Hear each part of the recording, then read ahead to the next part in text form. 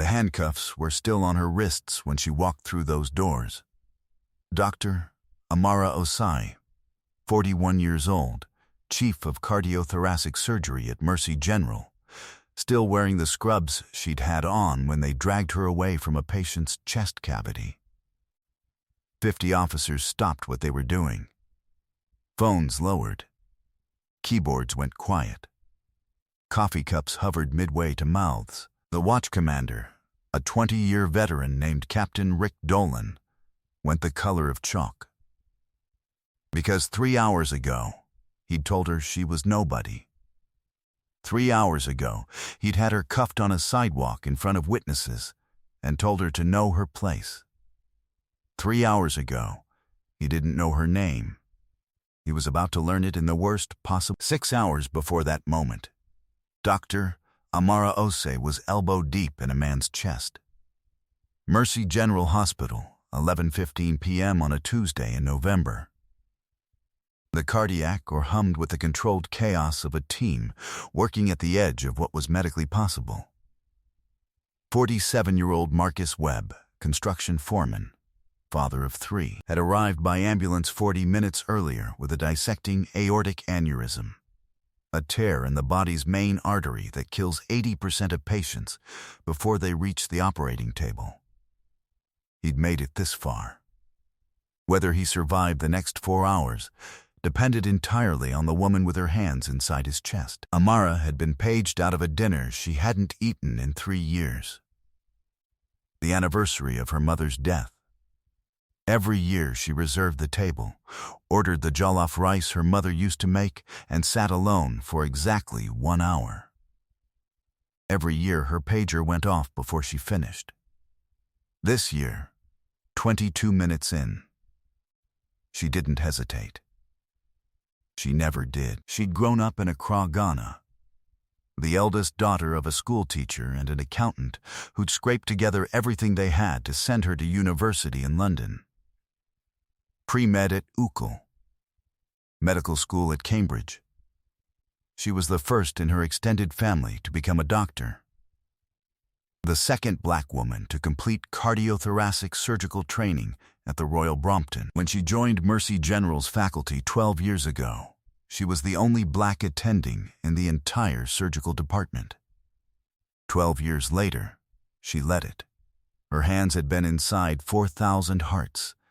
She'd trained 47 residents. She'd developed a repair technique now used in 16 countries. But walking home from Mercy General after midnight, in scrubs and a winter coat, hailing a cab on Renner Avenue, she was just a black woman on a street corner. And that, it turned out, was enough. Captain Rick Dolan ran the 14th Precinct the way he'd run everything in his life, with blunt force and uncomplicated certainty. 22 years on the force, 2 commendations, 1 excessive force complaint that went nowhere, and an unshakable belief that his read on people was never wrong. He could spot trouble before it happened. He'd said so in every annual review, every community meeting, every training he'd overseen. He could look at a person and know. He'd earned his captain's bars 4 years ago. His precinct covered Renner Avenue, which ran alongside Mercy General's campus and through the neighborhood that surrounded it. A neighborhood in transition, which in the city's coded language meant expensive condominiums rising next to blocks that still remembered redlining. Rick Dolan didn't traffic in coded language. He was direct.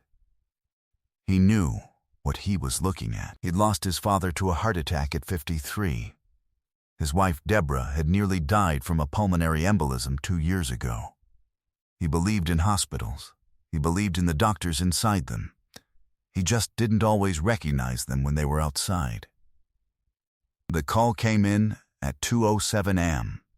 Suspicious person on Renner Avenue, near the hospital service entrance. A resident in the new condominiums had called it in. Female, black, mid-30s to 40s, acting erratically, pacing, checking her phone, appearing agitated. Rick happened to be in a patrol car 3 blocks away. He radioed that he'd take it himself. Amara was waiting for her cab. The app showed 6 minutes. It was 28 degrees. She was tired in the specific way surgeons get tired after a long case. Not sleepy, but hollowed out, scraped clean, the adrenaline metabolized, and nothing left but the hum of a body that had given everything. She paced to stay warm. She checked her phone for the driver's location. The cruiser pulled up. Rick stepped out. "What's the problem tonight?" Not hello, not good evening. "What's the problem?" Amara looked at him, registered the tone, felt something she'd spent a career trying not to feel harden in her chest. "No problem. Waiting for a cab. This late? Alone?" He looked her up and down, the scrubs visible under her coat. "You work at the hospital?" "Yes. Doing what?" She paused. "Surgery," he almost smiled. Not warmly. The smile of a man who'd heard unlikely things before. "You're a surgeon. Cardiothoracic. I just finished a case. ID?" She had her hospital badge clipped to her coat. She reached for it. He moved toward her faster than she expected, hand going to her arm. "Slowly. Keep your hands where I can see them." Her heart, which had spent the evening repairing another man's heart, started hammering in her own chest. She showed him the badge. He looked at it for approximately 1 second. "This could be anyone's. It has my photograph. Ma'am, I need you to step over to the vehicle." "I'm waiting for a cab. I've done nothing. Step over to the vehicle." There were 2 medical students leaving a late shift who stopped on the sidewalk. A security guard at the hospital's service entrance 40 feet away. The condo resident who'd made the call, watching from his window. And the cab driver who pulled up at that exact moment, 2:13 a.m., saw what was happening and drove past without stopping. Rick Dolan had her against the hood of his cruiser and had her hands behind her back before any of them could process what was happening. Not rough, but absolute. The cuffs went on with the practiced efficiency of a man who'd done it 10,000 times. "You don't know who you're dealing with," Amara said. Her voice was quiet. Not angry. Something worse than angry. Certain. "Nobody ever does," Rick said. He called it in. They took her to the 14th precinct. She asked to make a call. She was told she could call from the station. She sat in the back of the cruiser for 11 minutes while Rick finished his paperwork at the scene, and she used those 11 minutes the way she used the minutes before a difficult case. Not to panic, but to think, to catalog, to remember everything. The temperature of the hood against her palms. The specific words Rick Dolan had used.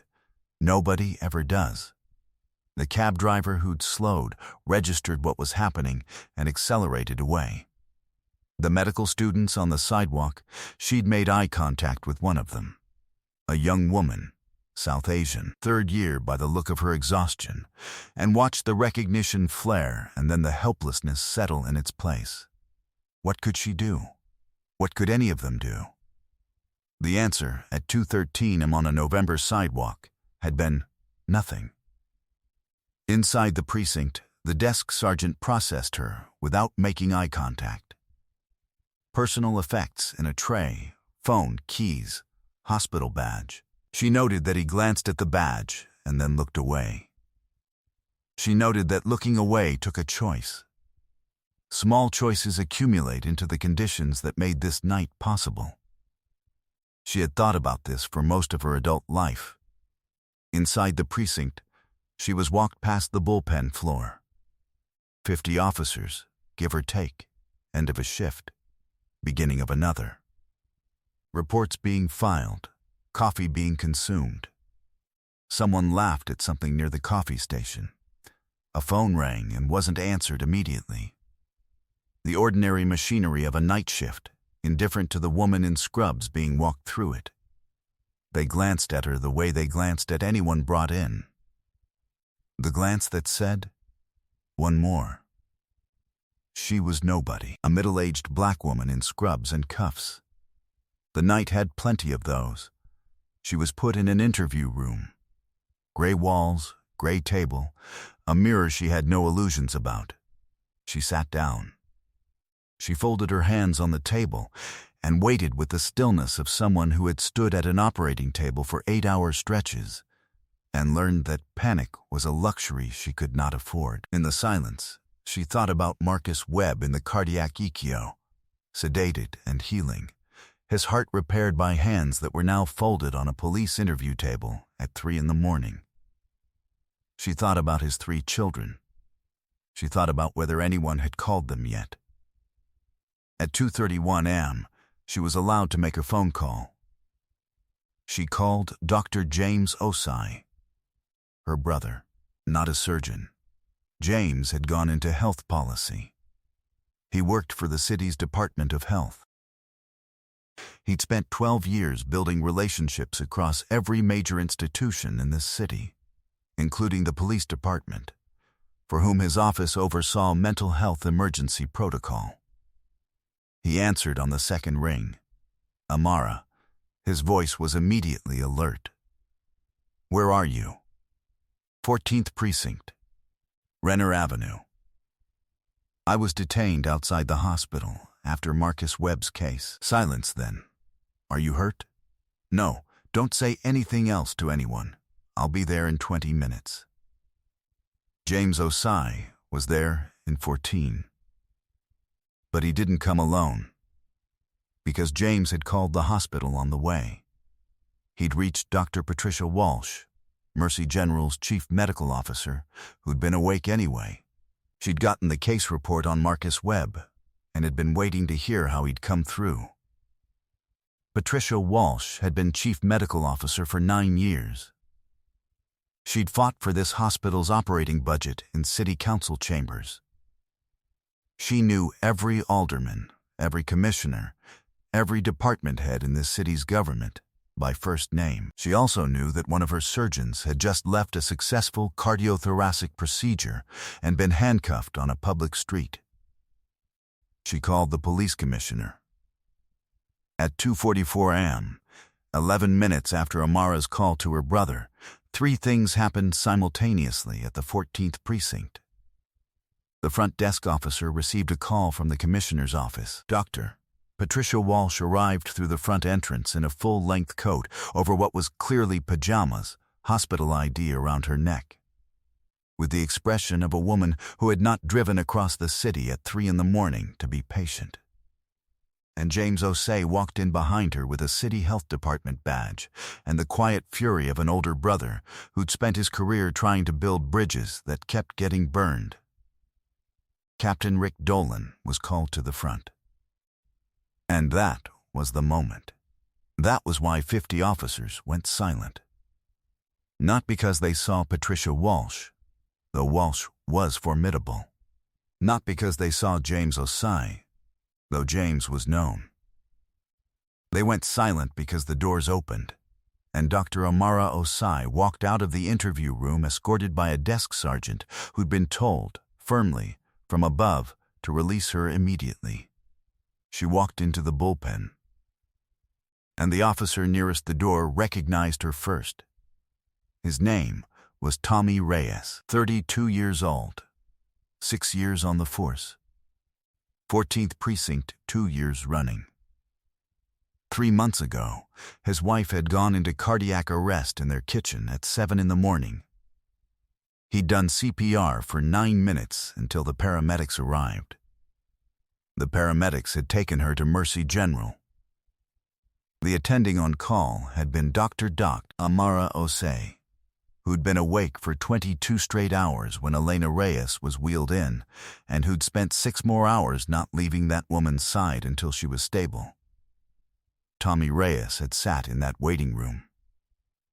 He'd watched this woman, this exact woman, walk out of the OR and say, "Your wife is going to be fine." He was the first to stand up. It happened without announcement. Tommy Reyes simply rose from his chair, and the motion was visible across the bullpen, and something about it made the officer next to him look up.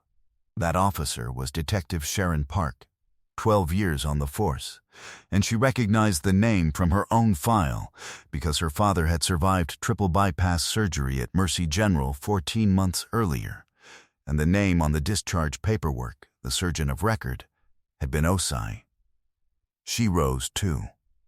Then others. The officer whose father she'd operated on 2 years ago. The detective who'd been in the waiting room for his partner's bypass last spring. The sergeant who'd heard her name said in his house like a prayer after his brother survived what should have been unsurvivable. They didn't all know her name. Some of them simply watched the people who did know it stand, and something in the quality of that standing, the way Tommy Reyes was holding himself, the way Sharon Park's hand had gone to her mouth, told them that what was happening in this room was not ordinary. One by one. The bullpen went still. The coffee station fell silent. The ringing phone rang out unanswered.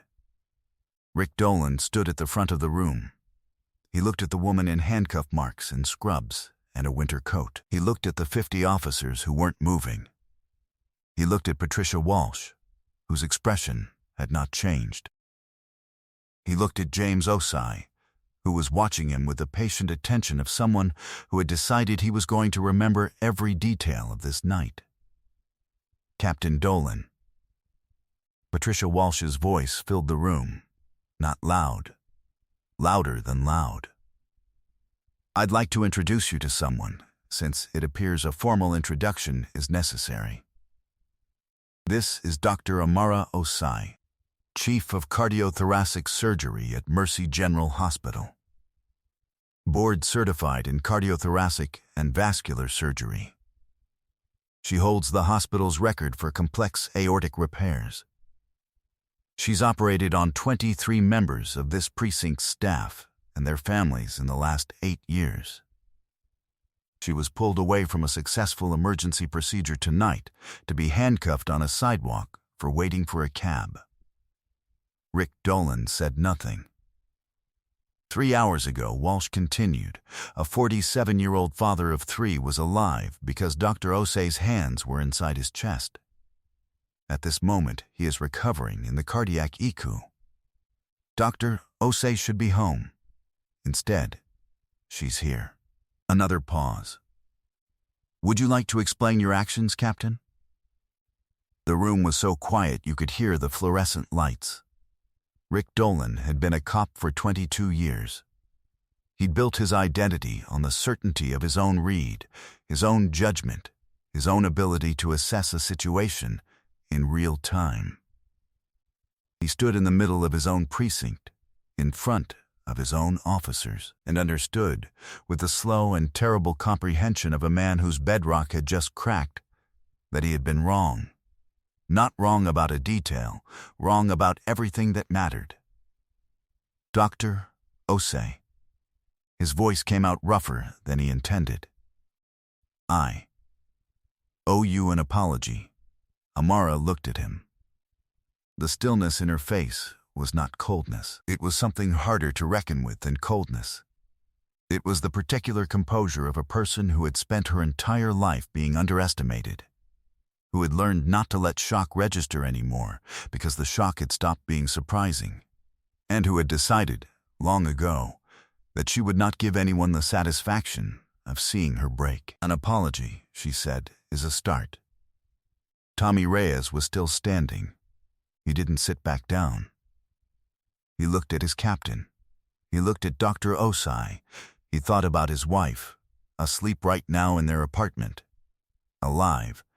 He thought about 9 minutes of CPR and the longest drive of his life, and a waiting room, and a surgeon walking out of those, or doors. He thought about what it meant that the woman who'd saved Elena's life had been brought through those same doors in handcuffs tonight. He crossed the bullpen floor. He stood in front of Amara and said, I know you don't know me, Dr. Osei. My name is Tommy Reyes. You saved my wife's life in March. Elena Reyes. Cardiac arrest. His voice broke slightly. He steadied it. I don't know what to say about tonight except I'm sorry. "I'm sorry this happened." Amara looked at him. Something shifted, slightly, in her face. "Alina," she said. "O positive. 41 years old. Spontaneous ventricular fibrillation. No prior cardiac history." She paused.